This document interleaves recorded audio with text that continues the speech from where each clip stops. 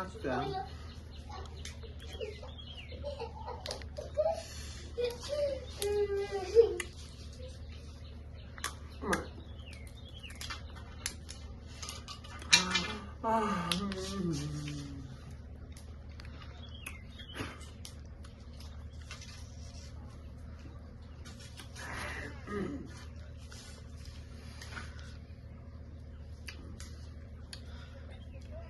ক্যামেরাম্যানের অবস্থা ভয়াবহ।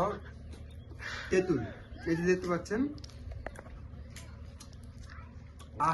গাছ থেকে পাড়ি নিয়ে আসছি, চুরি করে নিয়ে আসছি, নিজের গাছ নাই ভাই।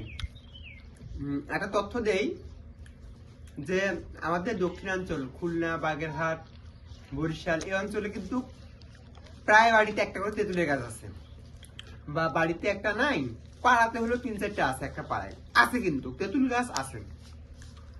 আর আমাদের উত্তরবঙ্গে 3 গ্রাম শেষে একটা তেঁতুল গাছ, সেটা থেকে চুরি করে পাড়ে আনতে খাইতে হয়। সম্প্রতি সময়ে একটা সময় তেঁতুলের হালকা আচার টাচার হইতো, খাইতো। এখন তেঁতুল কিন্তু একটা অর্থকরী ফল। এটা দিয়ে চাটনি মাটনি দুনিয়ার খাবার টাবার তৈরি হচ্ছে। ফলে বাংলাদেশের বাজারে এখন তেঁতুলের অনেক চাহিদা।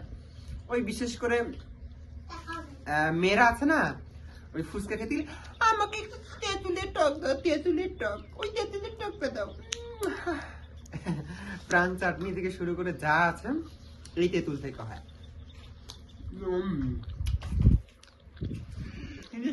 ভাই গাছ পাকা তেঁতুল দেখেন। ধন্যবাদ। তেঁতুল খাওয়ার ভিডিও করলাম, শেয়ার করবেন।